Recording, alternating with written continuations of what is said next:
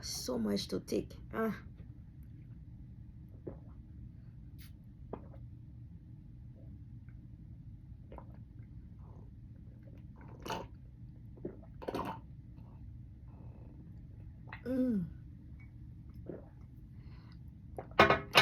So I did all that. See, I put in all my ruffles and it's all inside. So what I'm gonna do, I'm gonna baste this with my needle, and then before I would go and put it on the machine.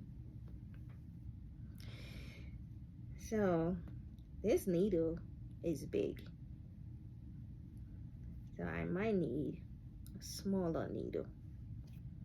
I don't want to spoil this beautiful fabric. Yeah, it's big. All right, I'm gonna get a smaller needle.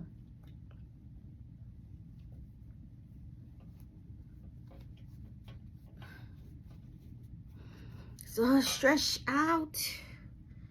Let's see if I can see a hole. How to get through a smaller needle, because due to my diabetes, my sight is getting bad. As you can see, I have to use glasses, and it's not easy getting the thread through the needle like it used to be for me before, 10-15 years ago. Well, I got it in. I think it took me less than 30 seconds, which is not bad, right? Because when you think about me, can't see well, you know. So I'm just gonna baste this, baste it in and take it to the, before I take it to the machine to sew.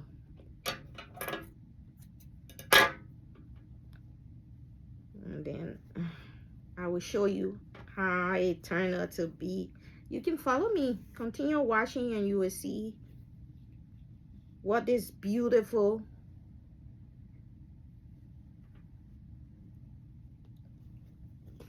technique is and what it becomes after. And so we moved to when we couldn't get into school. Well, and I couldn't, because I really wanted to go to school.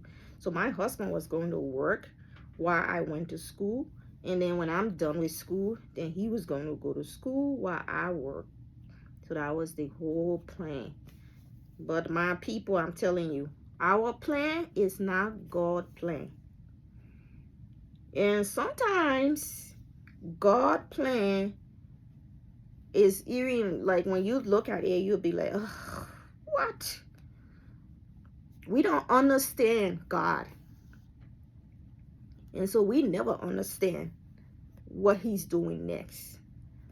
But if we pray constantly and have faith, he said, just like a small mustard seed. If you guys know what mustard seed is, it's not as big as you think. It's just a really small, tiny seed. But if you have faith like a mustard seed and believe and pray, God can work miracles. But we are still living on that miracles. Still living on miracle. And so we were like upset. We were like, oh, we came to go to school and now we can't go to school. And God had another plan. And when we were in Hawaii, we were trying to have another baby.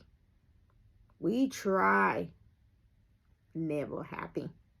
Look, on campus in Hawaii, everyone there is having babies. And if you're not having babies, It's not fun. I mean, we all trying to have baby, but that was not God's plan. God's plan was now, today, and I love it with no regrets. And so we try.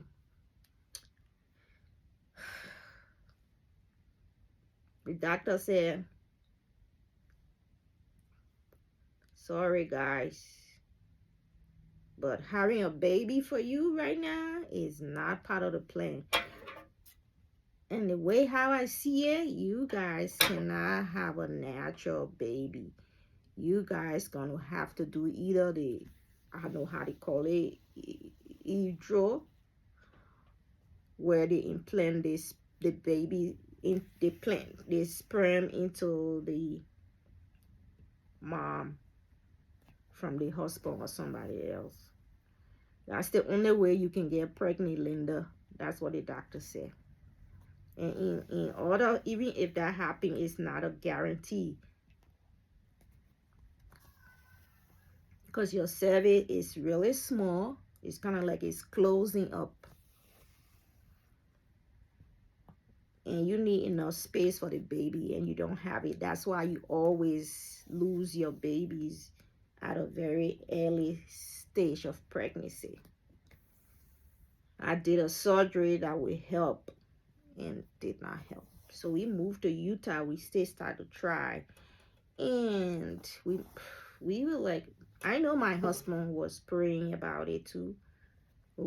I personally deep down will cry every day on the back in the shower, when I'm sitting on the toilet. I would just cry to God and say, please, we need a baby. We already had our son, our older son, but he was so lonely.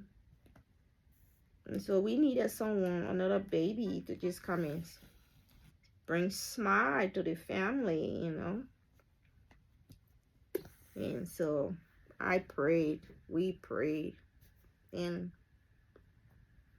since the doctor said I was going to be impossible for me to get pregnant naturally, which I witnessed so many times, I lost, had miscarriages, and babies not even made maybe 6 to 8 weeks in pregnancy, then the baby dissolved. I had that over 1,000 times. And I used to take care of a baby when I was home. Since my husband was working and I was home not working, I used to babysit for one of my church mates. She my church sister. And she and I, we and her were in the same war. And I used to babysit her 3 or 6 months old baby. And one day, she brought a baby over, and I was like so sick.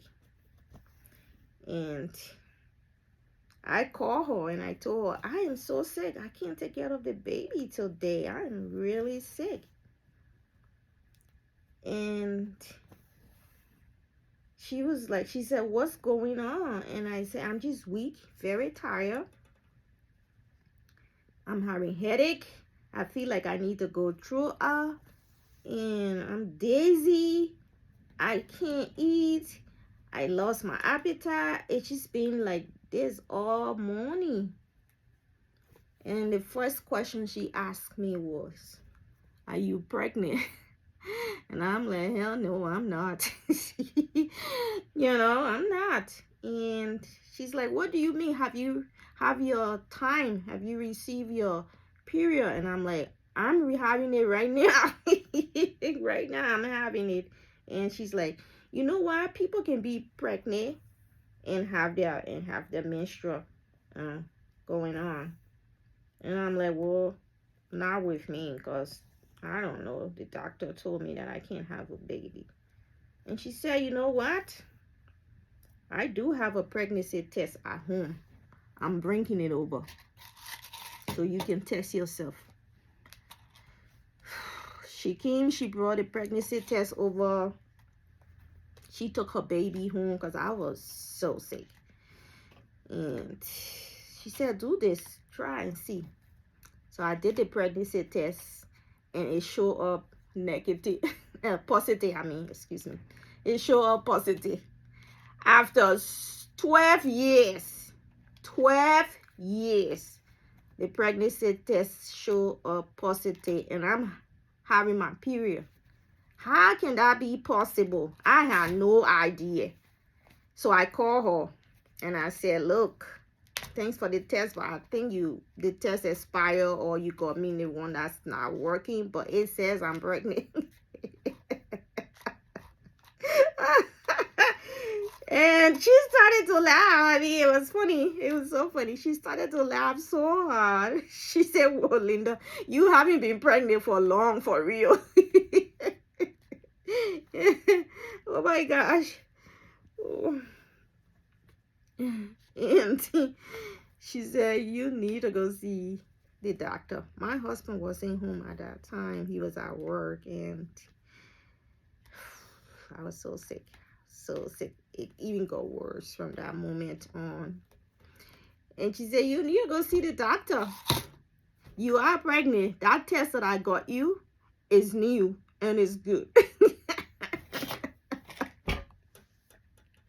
It's so embarrassing thinking about it right now. She said, you gotta go see the doctor because you are pregnant. You gotta go see the doctor. And so my husband came from work that day. I showed him the pregnancy test and he was like, you are pregnant? And I'm like, I don't know. I don't think so. But we need to go see the doctor. He's like, yeah, we're going. He didn't even take his clothes off. He was in his work clothes. He was so worried about me because I was not looking good. And we never have money nor insurance to take me to the hospital. And so we went to this clinic that's not too far away. It's a walk-in clinic. It's a community clinic. It's free. All you need to do is just go. And I think the most they would charge you would be like $50 if they had to. And so that's where we went. And when we went in, the doctor there were a lot of people sitting there waiting for the doctor. But when the doctor came and saw me, he called me in.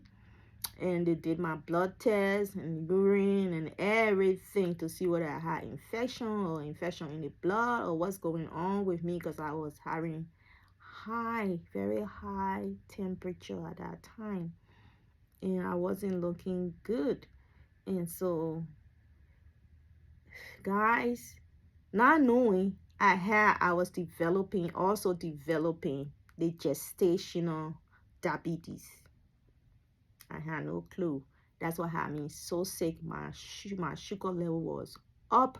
My pressure was up, was so high, and I could see sparkles lights in front of me. And when the doctor saw me, he was worried. They did my test, and the test came back positive. I was so embarrassed. My husband was so happy. But I wasn't because I was embarrassed that I didn't know that I was pregnant. It's been a while. Been like 12 years. So I didn't know how it feels like to be pregnant. And I was having my period at that time. So there's no way I could agree to it that I'm pregnant. So the doctor said, you're pregnant, but you are very sick. But this is a community clinic. We cannot do anything here. You have to go to the big hospital. And I say Intermountain would be the place for you to go. My husband and I, we were like, oh gosh, we cannot afford Intermountain Hospital. Oh gosh, thank you, Jesus. I said, thank you for life. Because I can sit here and laugh about it. Then it wasn't funny. So I based it. I did all the basing. We should make my sewing really easy. And I base it all around. You can see the thread. Base it all around here. So now I'm going to go to the machine and sew it. and then loosen it up and show you how it looks like after. So let's go to the machine and continue with the story. Keep washing. So we had to go because the doctor said you are in a critical state. You need a doctor, a hospital that will monitor you. And that's what we did. We went to Intermountain Hospital. When I stand, guys, my eyes start to turn. And I start to feel really dizzy. Really dizzy. So I have to hurry and sit down. I can't assure you I'm not pregnant. I took it out. I did a hysterectomy 7 years ago. And so I'm not pregnant. Except, like I said, I am a walking miracle. Maybe God, that other miracle, God, please, I don't want it because I can't handle diabetes and pregnancy at the same time, you know. The only miracle I want right now is plane ticket to take me to my home country, Liberia. That's the only miracle I want. I don't want any other miracle. Take me home. Get my plane ticket and take me home. Oh, it doesn't really matter. I could use any kind of thread because I'm sewing it on the wrong side. And it will be inside of the thing. So I don't need a special kind of thread. Right? So that was a big mistake I made to undo this thread, because it's not easy to get it done, to get it thread. It's not.